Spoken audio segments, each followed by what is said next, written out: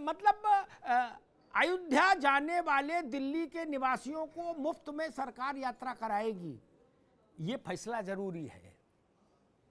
VAT घटा दे, बोल VAT कैसे घटा दे? अर्थशास्त्र से सरकार, अरे आगे बात भाई, लगातार कमेंट्री नहीं चलेगी। नो, माफ करिए, है ना, सरकारों का यही मिजाज है। अशोक गहलोत जी 30% से ऊपर वैट ले रहे हैं। कल तक कह रहे थे कि तेल के दाम नहीं घटेंगे तो जनता कैसे जीवन जिएगी। ठीक बात है, आज उनसे कहा गया कि भाई आप भी घटा दो, बोले कैसे घटा दे?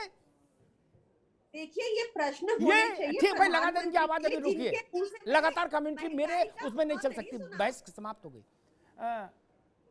मसला सिर्फ इतना है, हमारी संवेदनाएं केवल और केवल अब चुनाव के वक्त जागेंगी क्या?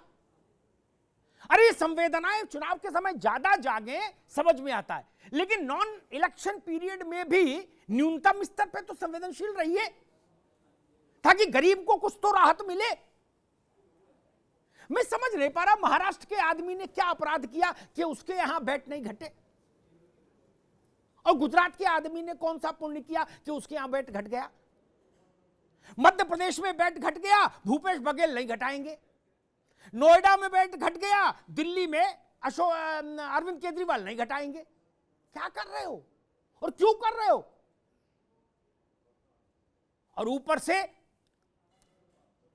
आज जो लोग वैट न घटाने के तर्क दे रहे हैं, मनोज जी मेरी बात याद रखिएगा, कल जब वो वैट घटाएंगे तो वो अपने आज के तर्कों को घोल के गोली की तरह पानी के साथ पी जाएंगे। क्योंकि भारत की राजनीति में हमने कल क्या कहा था, इस पे तो कोई भाव है ही नहीं शर्मिंदगी का कतई। बोले कहा होगा जी, आज तो मेरी मर्जी जो बनाएगा कहूंगा, ये भाव है। अगर भारतीय जनता पार्टी कल कटघरे में थी तो आज वो दल भी कटघरे में है जिन्होंने वैट नहीं घटाया अपने राज्यों में। तराजू के पड़ले बराबर होने चाहिए। और अगर कांग्रेस चले गए, हमारे दोस्त उदित राज, अगर कांग्रेस इतना ही जन संवेदनाओं के साथ संपृक्त थी, शायद अवनीश कह रहे थे या पता नहीं मनोज ने कहा था, वो बात ठीक है। आप बीजेपी की एक्साइज घटाने की इंतजार क्यों कर रहे थे केंद्र के? आप अपने यहां 30% से 20% ले आते हैं वैट, खट से राजस्थान में तो सस्ता मिलता डीजल और पेट्रोल। उसके बाद राहुल गांधी उसका ट्वीट करते, तब भाजपा को आईना दिखाते। नहीं किया आपने ऐसा, तो जनता पूछेगी क्यों नहीं किया।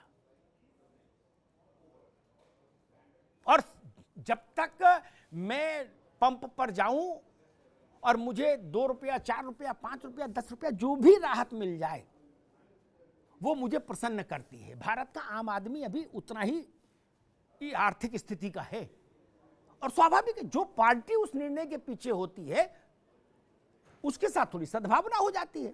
जिसके समय में तेल के दाम बढ़ते हैं जनता उससे नाराज होती है, जो घटा देता है उससे खुश हो जाती है। इतना सा मामला है, बाकी सब लोग समझ लो अपना अपना। धन्यवाद।